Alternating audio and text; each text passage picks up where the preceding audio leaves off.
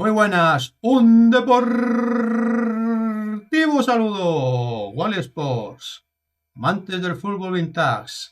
Este es vuestro canal, Historia de los Mundiales. Antes de comenzar el cuarto capítulo, hoy con Suiza, año de 1954, ya sabéis que podéis suscribiros al canal, poner comentarios y tenéis una breve descripción en el vídeo. ¡Arrancamos! Suiza 1954. Sí, al fin ya llegó a Europa, al Mundial. A un país apacible, próspero. Los estragos de la guerra no la afectaron, se declaró neutral en ella. Y la FIFA, además, nos ponemos en contexto, celebraba su 50 cumpleaños, 50 primaveras. Además que la sede está en Ginebra, con lo cual estaba todo preparado al dedillo para que se celebrara en el país helvético. Y antes, que claro está, se celebró en Brasil, año de 1950. Suiza iba en un principio a hacerse allí el Mundial, pero lo dejaron para la selección sudamericana. Necesitaba Suiza más años porque sus estadios estaban a medio terminar.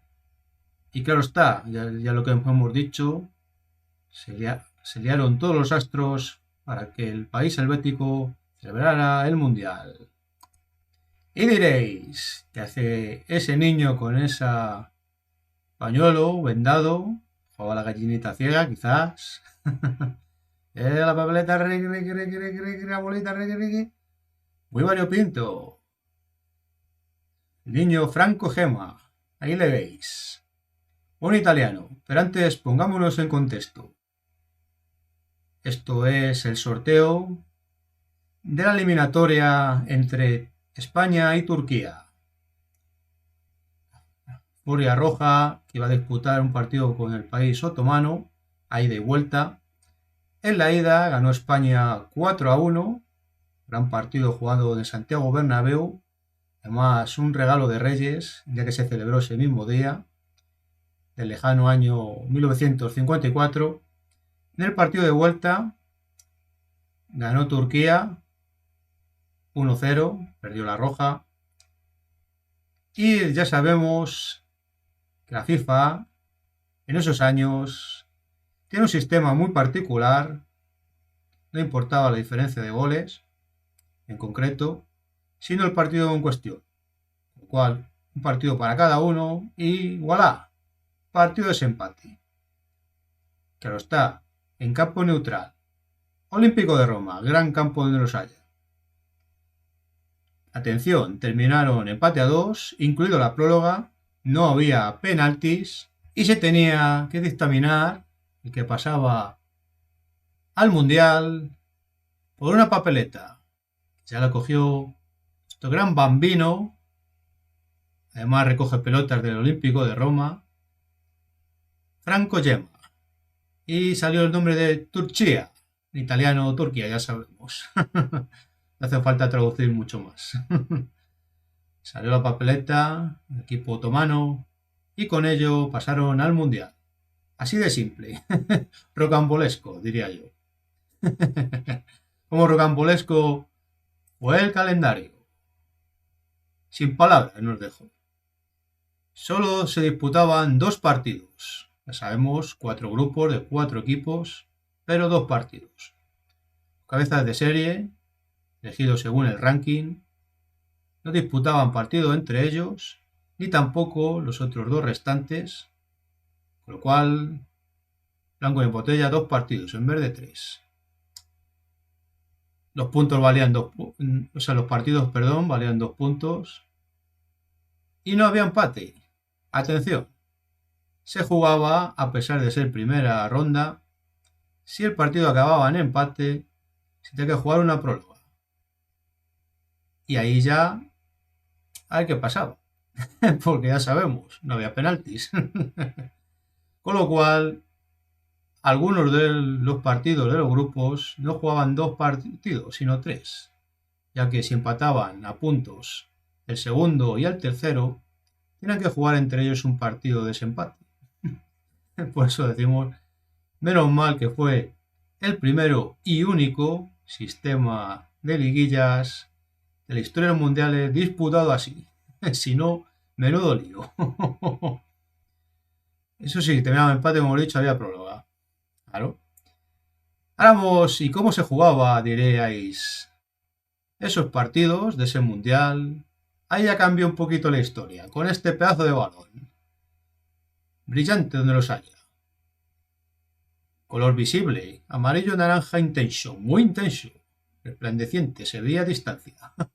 Comparación con los anteriores balones, marrones oscuros que había en la época, ya era un avance. Y sobre todo, al quitarse los cordones. Un balón más esférico, todavía si cabe, más uniforme, diría yo, esa es la palabra. Cordones fuera y con ello bien las cabezas de los delanteros, o que remataban de cabeza, jugadores en concreto, ya que así el remate era más limpio. Los cordones antes provocaban cortes superficiales a los jugadores y con ello se metieron muchísimos goles. Y de cabeza, ya tenemos un jugador que las metía sobre todo mucho en juego aéreo.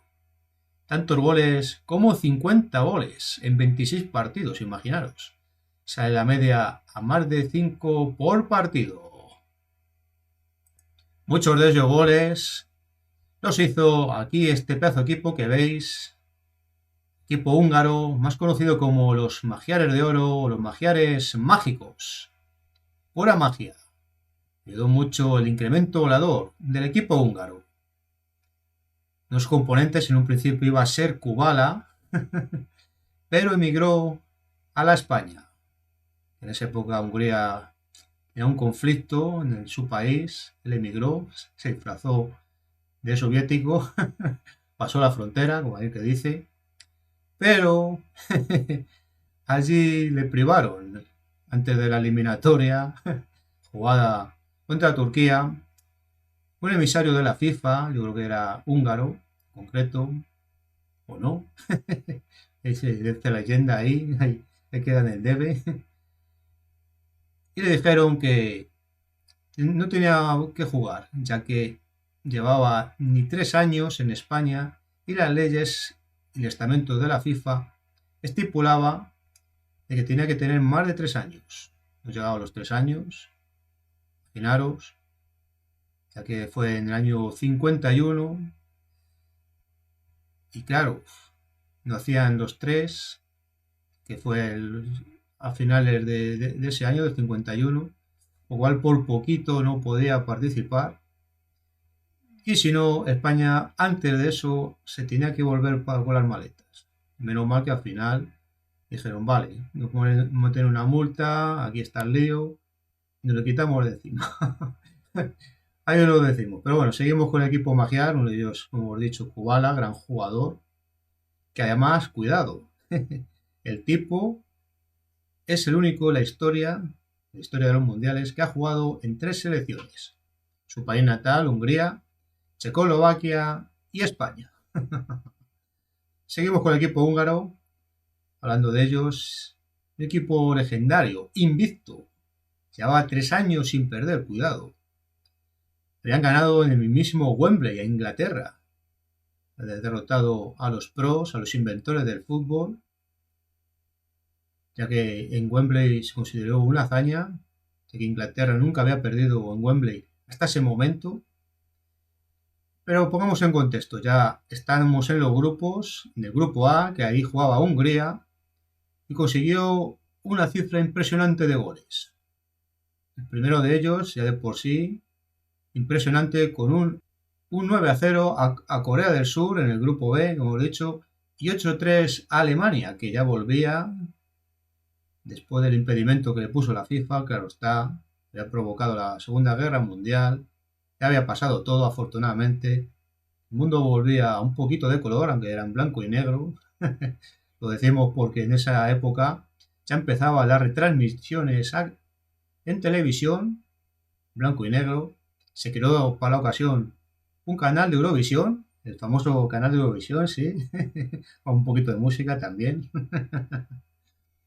y se vieron en Alemania, Francia, Dinamarca, y de momento España no, pero bueno, Un gran equipo, los mejores de los que en sus filas, atención, estaba el gran Sandro Costis, alias Cabeza de Oro, gran rematador, fantástico jugador en el juego aéreo, máximo goleador además del torneo, con 11 tantos. Incrementaban cuenta goleadora, los pichichis de los campeonatos, a la vez que también otros pedazos de jugadores como el gran Ferenc Puskás, que era el capitán, alias Cañoncito Pum,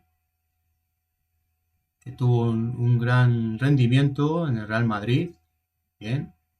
Así como Kubala, hemos dicho, hablamos un poco también de él, el Fútbol Club Barcelona, tanto rendimiento dio que hasta el campo del Scores, antes de, sabemos ya y lo conocemos, el Camp Nou, gracias a ello se pasó del Scores al Camp Nou, porque el Scores se quedaba muy pequeño, y de hecho, gracias a él, indirectamente, hicieron el Camp Nou. Un detalle que os decimos. Como también otro pedazo jugador, Corcis. Ellos dieron un gran rendimiento y goleador. Atención, 27 goles en total en 5 partidos. Más de 5 por partido. Casi a la media total de este mundial. Y venga goles y goles y más goles. Y uno de ellos, el gran partido. Partido de la historia con más goles. Ahí lo estáis viendo. Austria contra Suiza. Partidazo. Ahí en el grupo A, Suiza se deshizo anteriormente de un enfrentamiento a Italia, a la Surra, 2-1. Ya Italia no era lo que era, estaba en épocas bajas, había sufrido también un inconveniente. Jugadores italianos antes del Mundial de 1950, celebrado en Brasil, tuvieron un trágico suceso, un accidente aéreo, que murieron muchos de los jugadores más muy valiosos de la Juventus y del Milan. Y para este año 54, desde eso y que no eran ya lo que eran, hasta Suiza les ganó. Fijaros, también jugaba el anfitrión, claro, con su público, con lo cual más pelo entonado estaban. Y también en el desempate, para quedar segundo, otra vez le ganaron a la Zurra por 4-1. Inglaterra quedaba primera. Y Austria llegaba, atención, antes del partido de golear a Checoslovaquia por 5-0 y solamente 1-0 a Escocia. ¿Vale? Con un resultado final entre las dos. Estamos hablando en cuartos. Austria 7, Suiza 5, hemos dicho. Y atención al dato, ya solamente en la primera parte se metieron 9 goles. 5-4 Austria-Suiza para quedar con un total 7-5. Y todo ello, atención, a 40 grados. En Suiza no daban crédito. Las temperaturas allí no son tan cálidas, con lo cual algo raro pasó en el clima. Achicharrados ahí en Lausana. Así hasta al arquero austriaco se desmayó por un golpe de calor. Y aún así acabó. Ya sabéis que no había cambios en la época, con lo cual tienes que acabar como pudieras. Qué cosas, en fin. Y ahora vamos, desgraciadamente, que se iba a celebrar un gran partido, pero no fue al caso. Fue la batalla de Berna. Tenía dos pedazos de selecciones que proponían espectáculo. Brasil, la canareña, sí, que ya empezaba a jugar, atención, con la camiseta verde-amarela.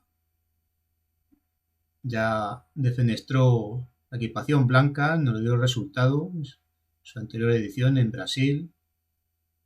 Para la ocasión, pusieron en el periódico y para la gente que votara cuál sería la equipación al final, y se eligió la que todos conocemos, desde ese momento ya, año 54, la verde-amarela, antes blanca, pero bueno.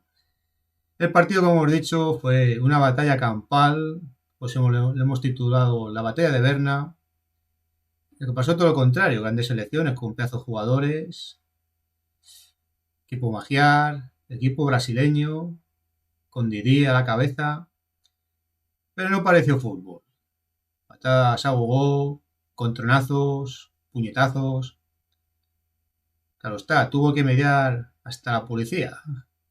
Puskás, jugador magiar en ese momento, estaba lesionado, estaba de la grada, hasta lanzó un botellazo. ¿Cómo estaría la cosa? Le dio al capitán Piñeiro, también se las trae Piñeiro, buena piña le dio, es que también no se las trae, por dicho una batalla campal, y Brasil acabó su imbatibilidad. Brasil perdió 2-4. Avanzaba Hungría, esta vez la camiseta amarilla, como hemos dicho, no le dio suerte, estrenada. Y vamos con otros partidos. Alemania ganó a Yugoslavia. Y Uruguay, defensora del título, 4-2 a Inglaterra. Los pros otra vez se quedaban a las puertas de hacer algo grande en semifinales. Semifinales, precisamente, vamos a hablar ahora con la gran Alemania, que tumbó a sus vecinos Austria. Y hasta para esta ocasión ya estaban fuera del territorio alemán. De hecho, se aliaron con los aliados, de un bando a otro. Y Alemania se vengó con esa pedazo de goleada, como hemos dicho. No tuvieron piedad. La Mannschaft. Y la otra, Uruguay, sucumbió. Atención. Primera derrota de los charrúas en la historia de los mundiales. 4-2. Acabaron en la próloga 2-2 y al final del 4-2. Después, además, no se recomponieron. Ganó Austria 3-1 el tercer puesto a los charrúas. Les hizo mucho dolor esta derrota. Y ya llegamos al momento culmen. El milagro de Berna. La final. Final game en el estadio de Berna. Ahí, en teoría, Hungría muy superior. Los jugadores alemanes jugaban con amateurs. Hungría profesionales. Y en el primer tiempo, atención, Hungría se puso 2-0. Y vamos a dejar, antes de nada, un pedazo de vídeo con los goles de la final, para ponernos en contexto. Luego seguimos.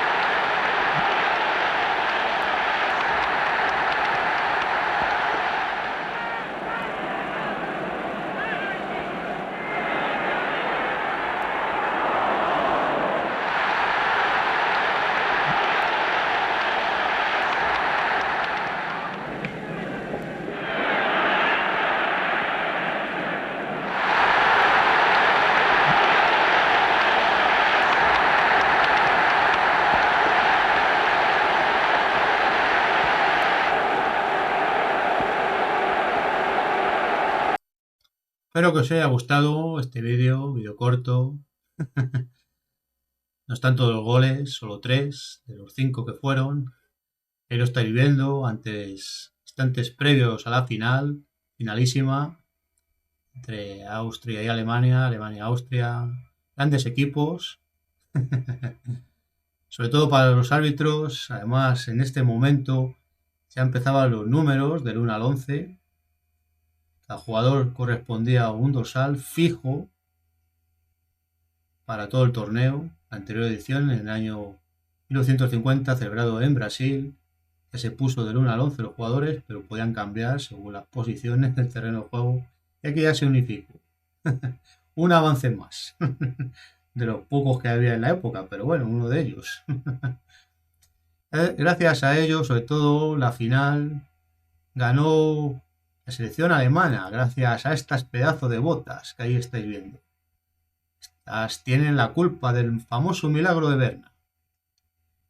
En el descanso, el gran Adi Dassler, más conocido como Adidas, la marca grande deportiva, no podemos hacer spoiler, pero lo nombramos porque da contexto a lo que decimos, adaptó unos tacos más largos, tacos intercambiables en comparación con lo que se jugaba en la época, daban más facilidad a los jugadores alemanes, ya que en ese momento la final se disputó un terreno muy embarrado a causa de la lluvia, jugadores magiares húngaros se resbalaban y Adi Dassler dio un gran avance y sobre todo para que la Mannschaft ganara, ya que a partir de ahí cambió literalmente, radicalmente el partido y ganaron. El resultado hizo efecto. Remontó Alemania y ganó 3-2. Alemania campeona, con el gran Fritz Walter, capitán de Alemania. Que le estáis viendo en hombros, dado como un gran héroe. Lo era, un gran capitán. Faltaría más, bueno, grandes capitanes de la historia de los mundiales. Y el triunfo teutón causó un efecto. 9 años después se creó la primera liga, la llamada Bundesliga que todos conocemos. Unificaron el país. En ese momento estaba dividido en 3 regiones. Alemania Federal, Occidental, incluso una llamada Sarre, que era una especie como de Francia adaptada en Alemania. A los 2 años después ya se separó Sarre, se quedaron las dos Alemanias. Vemos un poquito de historia también. Pero se vio un poquito salpicada al triunfo teutón, ya que, bueno, por dos cosas. La primera de ellas es que hubo un gol anulado al equipo húngaro, que hubiera supuesto el 3-3 y por consiguiente la próloga. Y la otra causa es que, según dicen, hubo casos de dopaje, casos de una sustancia que en un principio estaba prohibida, que afectaba al rendimiento, no se cansaba a los jugadores alemanes, pero en ese momento la FIFA no estaba regulada por el dopaje, por lo cual ahí se libraron. Podemos magiar, qué pena. Se desmoronó el equipo tras la Revolución Húngara del año 1956. Los jugadores se exiliaron, casos de Ladislao Laszlo Puskás, que se llamó al final Ladislao Kubala, sí, Kostis y Cibor. Y hasta aquí la historia de los mundiales. Espero que os haya gustado. Antes de nada, mucha suerte aquí a la Roja. Esperemos celebrarlo ya en la próxima edición. Quinta, porque no hay quinto malo. Chocar esos 5. Amantes del fútbol vintage. Nos vemos en la siguiente. Esperemos con buenas noticias de que nuestra selección haya ganado en este Mundial 2026. Ya está terminando. Que bueno, como podéis seguir la emisión de YouTube cuando queráis. Eso es la magia de ello. Sin más preámbulos, colorín colorado, este capítulo de la historia de los mundiales se ha acabado. Saluditos cordiales. Wally Sports. Tiki tiki tiki.